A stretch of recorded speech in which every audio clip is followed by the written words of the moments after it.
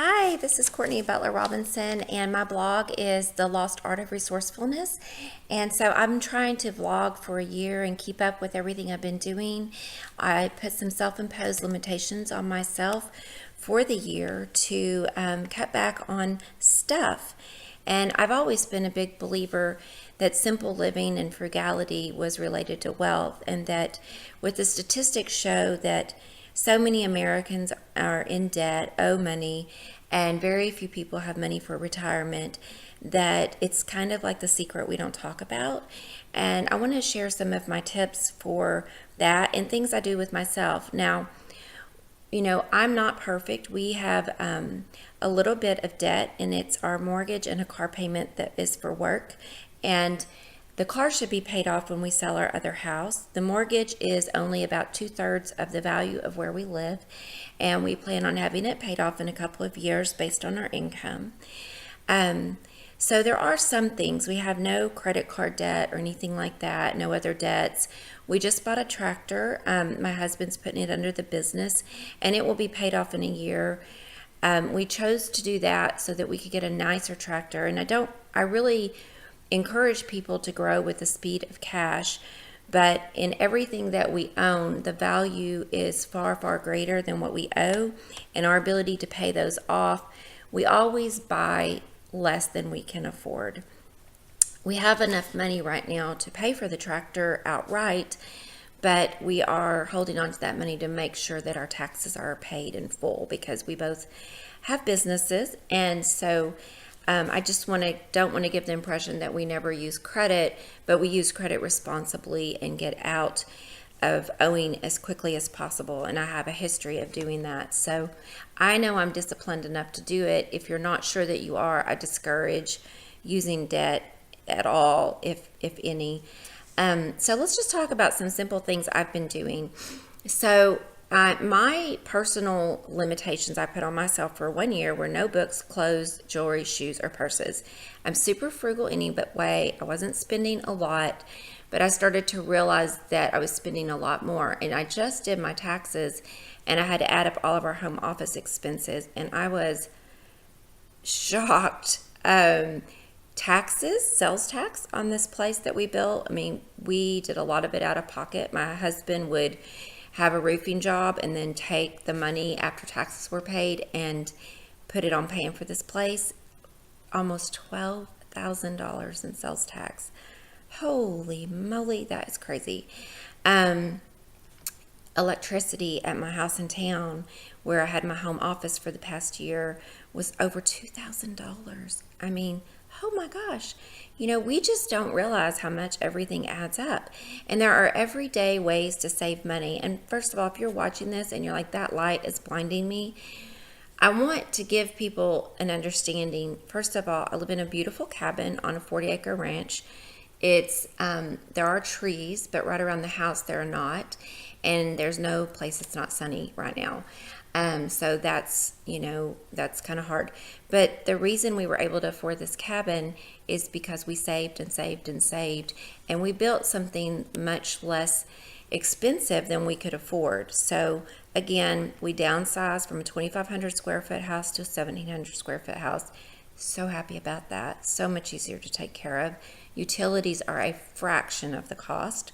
But we have 6 kids and only one that lives with us part-time. So we don't need all that anymore. So I want people to get that wealth and frugality and resourcefulness go together. It's about priorities. What are your priorities? My priorities are not buying more clothes. My priorities are taking my kids to lunch, spending time with my husband, going out and doing stuff with my friends, like having a lunch, having a meal. And that doesn't have to be expensive. I'm not extravagant, but those are the things. People and my animals. I have 12 animals. They cost a lot. So let me just go down with the list. Dog food. I was buying like the 18-pound or 16-pound bag of dog food because as a female, I'm only 5'3", and I'm not, I'm a small statured person. It was hard for me to pick up the big bag of dog food. I sent my husband to pick up the big bag of dog food, and I realized if we bought the largest bag of dog food over the cost of the smaller bag of dog food, it would save us about $50 a month for $600 savings a year. Holy cow, that's a ton. My glasses broke. My sunglasses broke. I grabbed a glasses repair kit that I had in the house, fixed those free, took my son's coat back to the store that my mom bought him for Christmas, returned it for one that was cheaper. That wasn't intentional, but they had one that he liked better.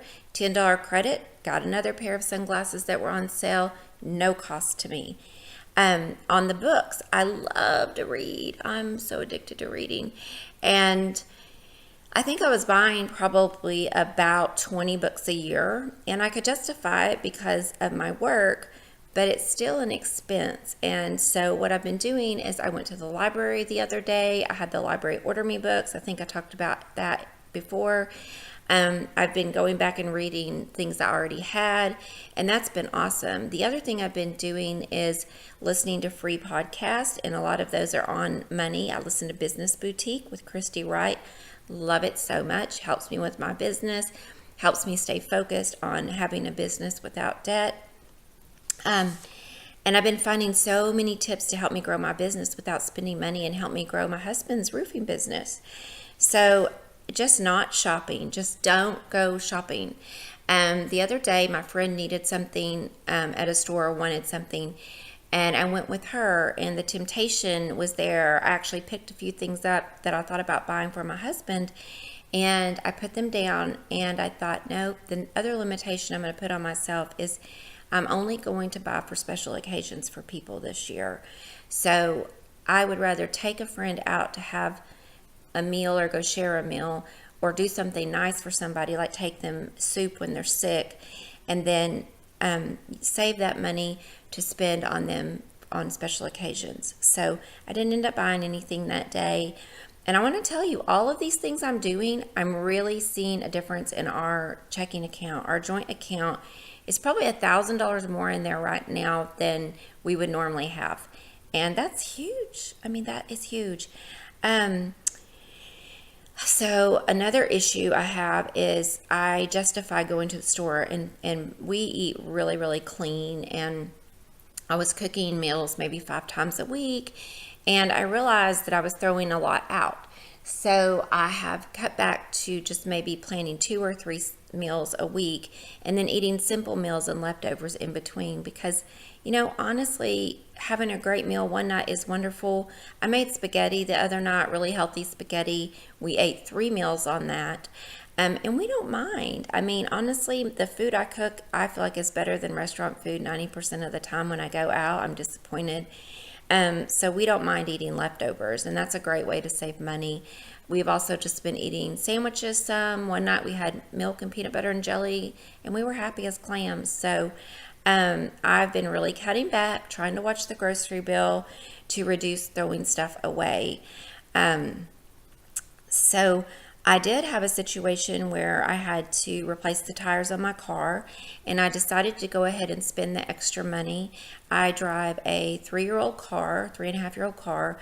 I drive a lot. We live on a farm. There's lots of rocks, lots of hills, streams. I mean, you need a 4-wheel drive to get around, and I have an all-wheel drive Subaru. And so what I chose to do was put the same tires back on it, because those tires lasted me 83,000 miles. You can buy cheaper tires that last 30,000 miles or 50,000 miles. But I kind of did the math real quick in my head, and I was like, I can spend $100 more, or it was $200 more.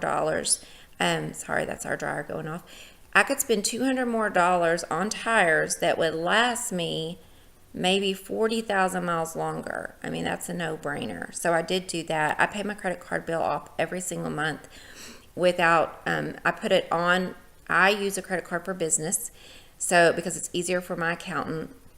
I don't really recommend it if you're not disciplined, and then I pay it off at the end of each month. You can use a debit card the same way, and that can be helpful too. I use the points to buy things. For instance, I needed a new computer. I needed something to travel with that was light. I will say I'm not completely pleased with what I bought, because I thought that it had more capacity it was a bit misleading online, but I bought a Lenovo Chromebook and I had $100 credit from our points on my credit card, and I got that Chromebook for $162. And I do love it for just carrying around the house, watching videos, checking my bank account, my email, etc. And I think when I get used to it, I'll like it even more. So, there's just a million things you can do every day. I think I mentioned in the last video I did, I took my son to the ophthalmologist, and 3 times, because the boy has sensory issues and he breaks his glasses, 3 times they have fixed his glasses out of the donation box until the new ones come in. And oh my goodness, that saved us so much money. And so shout out to Rose Eye Clinic and Debbie at Rose Eye Clinic. Thank you so much. You're such a gift. So I hope that the tips I'm giving you will help you save money. Oh, one last thing. I work a lot. I'll work 12 days straight with 2 days off, and then I might have another weekend off, but out of 6 weekends, I'll work 3 or 4. So I thought, well, I have 2 weeks off in a row, I'm going to sell as much stuff as possible. So we've been pulling stuff out of cabinets, and I already have right now over $1,000 worth of stuff for sell on Facebook Marketplace, and I'm trying to raise enough money to pay the house payment on the house that we have for sale. We can afford the mortgage over there. We don't want to rent it right now, but I thought, what if I could sell stuff I don't need to pay that for a month? And I have a crock pot, a rice cooker, and an Instapot that's sitting behind me because I don't really use that Instapot. I love to cook. I love to cook from scratch. I'm not a quick cooker. I know it's great. People love their Instapots. It's just not me. So I'm putting that baby on Swap Shop. I put a bunch of other things on Swap Shop that we don't need. And so I'll let you know how that goes. Alrighty. Thank you. Have a great day. Bye.